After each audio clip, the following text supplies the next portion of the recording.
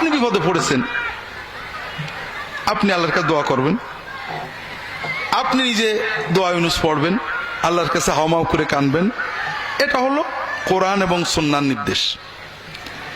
আর সমাজের প্রচলন যে আপনি আমাদের মাদ্রাসা আল ফারুকে বা সুন্নাহ সেন্টারে চলে আসবেন, আর সুন্নাহ মারকাজুস সুন্নাহ ট্রাস্টে চলে আসবেন, আমাদেরকে 2,000, 2,50,000 টাকা দিয়ে দেবেন, আমরা আপনার জন্য দোয়া ইউনুস খতম করে দেব।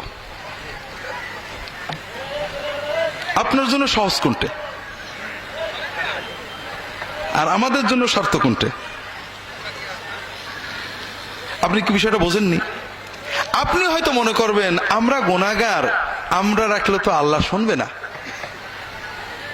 এটাই হলো সকল শিরক কুফুরের মূল। আমরা একটু বোঝার চেষ্টা করি। একটা ছোট্ট বাচ্চা আছে, মা বদরাগী। আচ্ছা বলেন তো, বাচ্চাদেরকে সবচেয়ে বেশি মারে মা, বাবা, খালা, দাদি, ফুফু না বোন? হ্যাঁ, তার মানে সবচেয়ে বাচ্চাদেরকে অপছন্দ করে মা, ঠিক না? হ্যাঁ হ্যাঁ, নানি মারে না, দাদি মারে না, বোনেরা মারলেও দু একটা গাল দেয়, বাপ মাঝে সাঝে, আর মা সব সময়। তো যেহেতু মা সব সময় মারে, একটা বুদ্ধিমান ছেলে চিন্তা করলো আমার মার চেয়ে খারাপ দুনিয়াতে কেউ নেই। অথবা চিন্তা করলো মা আমার খুব ভালো, আসলে সন্দেহ নেই, তো মাটা খুব বদরাগী, মা আমার কথা শুনবে না, বুঝেছি রাগ করেছে। ওর যখনই কোনো কিছুর দরকার হয় ও সঙ্গে সঙ্গে দাদির কাছে যায়, অথবা বড় আপুর কাছে যায়, অথবা আব্বুর কাছে যায়, যে আব্বু মার বলে দাও একটু দুধ খাবো, কি ভাত খাবো, কি বাথরুমে যাব। দাদি অথবা আপা অথবা আব্বা বলে দেয়। এইরকম ছেলেকে মা কি পছন্দ করে না অপছন্দ করে? পছন্দ করে। হ্যাঁ, যে ছেলে নিজের মনের কষ্ট, ব্যথা, বেদনা মায়ের কাছে না বলে অন্যের কাছে যে বলে, তার মাধ্যমে মাকে বলে, মা কি ওই সন্তানকে ভালোবাসে না বিরক্ত হয়? যদি কোনো সন্দেহ থাকে বাড়ি যেয়ে মায়ের কাছে বা বউয়ের কাছে জিজ্ঞেস করে দেখেন। মায়ের মাতৃত্বের দাবি হলো যে সন্তান তার কথা সবচেয়ে আগে কাকে বলবে? মাকে বলবে। যে সন্তান মাকে না বলে আগে অন্য কাউকে বলে, সে মায়ের মাতৃত্বকে অপমান করে। বুঝতে পারেন? আমাদের রব রব্বুল আলামিন, আল্লাহর রুবুবিয়তের দাবি হলো যে আমার সকল কথা প্রথমে কাকে বলবো? কোন বান্দা যদি বিপদে আপদে তার কথা আল্লাহকে না বলে অন্যের কাছে বলে, আল্লাহর রুবুবিয়তকে অপমান করে। কথা বোঝেন? যদি কেউ মনে করে মা বদরাগী, মা আমার কথা শুনবে না, আরেকজনকে দিয়ে বলায়, রাত দিন কিছু হলেই খালি বাপের দিয়ে দাদির দিয়ে বলায়, ওই ছেলেকে মা দেখতে পারে না, বিরক্ত হয়। কারণ ও মাকে পরিবারের সামনে অপমান করেছে। ঠিক না ভাই? যে ছেলে, যে বান্দা বিপদে আপদে কষ্টে আল্লাহর কাছে না চেয়ে অন্যর দিয়ে আল্লাহর কাছে চাওয়াই, ওই বান্দাকেও আল্লাহ দেখতে পারে না। সে আল্লাহ রুবুবিয়তকে অপমান করেছে। আল্লাহ কাফেরের দোয়া শুনে আল্লাহ কোরআনে বলছে, কুল মা ইয়া'বু বিকুম রাব্বি লাউলা দুআউকুম। তোমরা আল্লাহর কাছে দোয়া করো, এই জন্য তোমাদের আল্লাহ ধ্বংস করেনি, নাই ধ্বংস করে দিত। কাফেরদের, আবু জেহেলকে বলছে। আর আল্লাহ আমার দোয়া শুনবে না? দ্বিতীয় কথা হলো, আমরা আল্লাহ তাআলার কাছে দোয়া করব, আল্লাহ ব্যবস্থা দিলেন সরাসরি দোয়া করব, চাইব। আমরা নিয়ম করলাম হুজুরদের মাধ্যমে চাইব। আরো মজার ব্যাপার দেখেন, আপনি বিপদে পড়েছেন, আর বিপদে পড়লে হাদিস শরীফে সহিহ হাদিস আসছে, দোয়া ইউনুস পড়ে আল্লাহর কাছে চাইলে আল্লাহ কবুল করে। দোয়া ইউনুস মানে কি? লা ইলাহা ইল্লা আনতা সুবহানাকা ইন্নী কুনতু মিনাজ জালিমিন। লা ইলাহা ইল্লা আনতা, আল্লাহ তুমি ছাড়া কোনো মাবুদ নেই। তার মানে বিপদে পড়ে ডাকার মতো, বিপদ থেকে তরানোর মতো, বিপদগ্রস্তকে রক্ষা করার মতো, বিপদগ্রস্তের ডাক শোনার মতো আল্লাহ তুমি ছাড়া কেউ নেই। ইন্নী কুনতু মিনাজ জালিমিন, আল্লাহ আমি অন্যায় করে ফেলেছি। এর অর্থ কি? যে আমাদের উপরে যে বিপদ আপদ গজব কষ্ট আসে আমাদের অন্যায়, ঠিক না? আর বান্দা যখন অন্যায় স্বীকার করে আল্লাহর কাছে কান্দে, আল্লাহ মাফ করে দেয়। এটাই তো কথা। এই জন্য রাসূলুল্লাহ সাল্লাল্লাহু আলাইহি ওয়াসাল্লাম বলছেন, যদি কোনো বান্দা বান্দি যে কোনো বিপদে দোয়া ইউনুস পড়ে আল্লাহর কাছে দোয়া করে, আল্লাহর সঙ্গে সঙ্গে তার দোয়া কবুল করে নেয়। এটা হলো আল্লাহ এবং তার রাসূল সাল্লাল্লাহু শিক্ষা। আমরা কি শিক্ষা দিই আপনাদের? দোয়া ইউনুস শুধু পড়লে হবে না, খতম করতে হবে।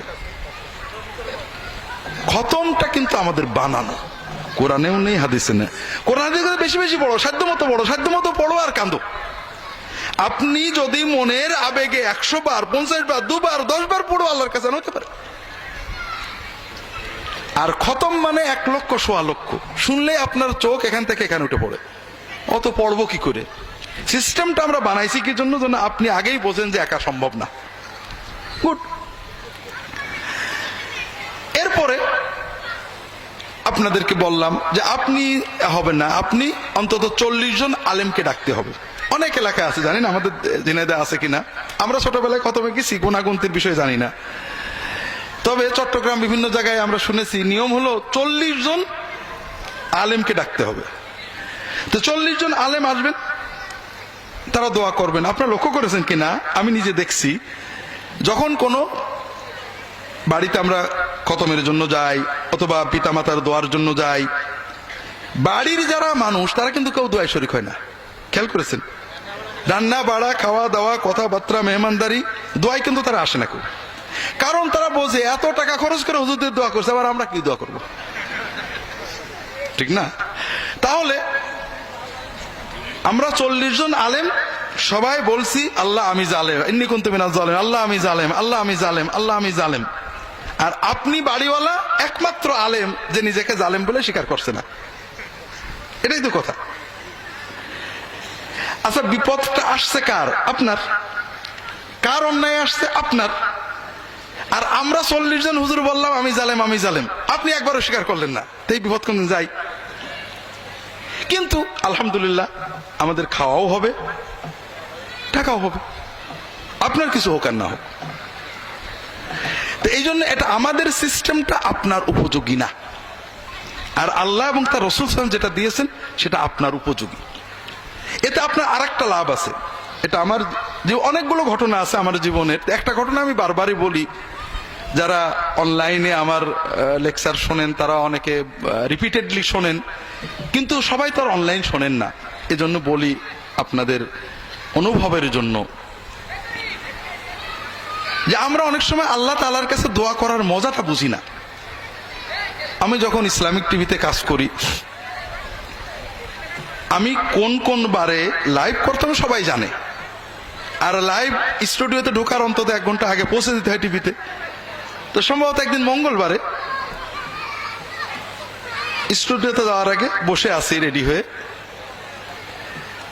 হঠাৎ 2 জন আসছেন, যতটুকু মনে আছে, যে স্যার আমাদের বাড়ি ঢাকাতে বিজয়নগরে, একটা বিপদে পড়ে আসলাম, আমার কিছু জমি আছে বিজয়নগরে, জমির দলিলগুলো একজন ডেভেলপারকে দিছিলাম, কয়েক কোটি টাকার সম্পত্তি, সেখানে হাই রাইজ বিল্ডিং করার জন্য।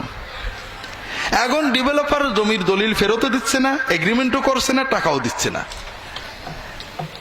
আর এরা তো বড় বড় কোম্পানি অনেক সন্ত্রাসী পোষে, আমার পক্ষে দলিল বের করার ক্ষমতা নেই। আমি খুব দুশ্চিন্তায় আছি, খুবই মনোকষ্টে, টেনশনে আছি।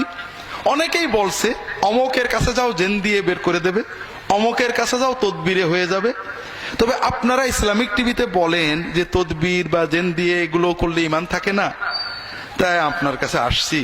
আমার যদি কোনো সুন্নাত সম্মত ব্যবস্থা আপনি বলতেন, আমল তদবির, তাহলে দেখেন ভাই এই ধরনের কোনো আমল তদবির তো জানা নেই। তবে আল্লাহর কাছে চাইলে তো আল্লাহ দেন। মানুষের বিপদ থেকে রক্ষা পাওয়ার জন্য, মানুষের জুলুম থেকে বাঁচার জন্য রাসূলুল্লাহ সাল্লাল্লাহু আলাইহি ওয়াসাল্লাম কিছু দোয়া শিখিয়েছেন, সুন্নত দোয়া।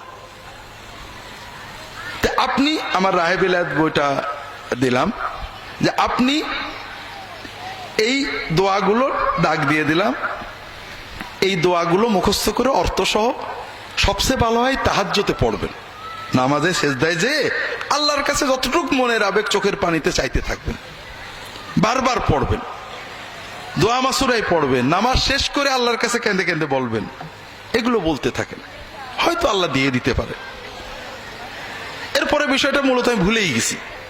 মাসখানেক সম্ভবত পরে এসে ওই ভদ্রলোক আসছেন, বলে স্যার একটা সুখবর, কোনো বলা নেই কওয়া নেই, ওই লোকটা আমার বাড়ির দরজায় এসে বেল দিয়ে আমার ওই দলিলগুলো দিয়ে চলে গেল।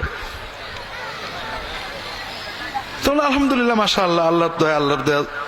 আপনার সুন্নত দোয়া দিয়ে আল্লাহর কাছে দোয়া করেছেন, আল্লাহ কবুল করেছেন। তো না স্যার, তারপরে আমার মনটা খারাপ। কেন? যে আমি গত 1 মাস আপনার কথা মতো তাহাজ্জুদ পড়ছিলাম, আর তাহাজ্জুদের সেজদায় দোয়াগুলো পড়তাম, তে খুব শান্তি পাচ্ছিলাম, মনটা এত ভালো লাগতো। এখন আমার মনে হচ্ছে যদি আরো 6 মাস পরে আমার দলিলটা দিত তাহলেই ভালো হতো।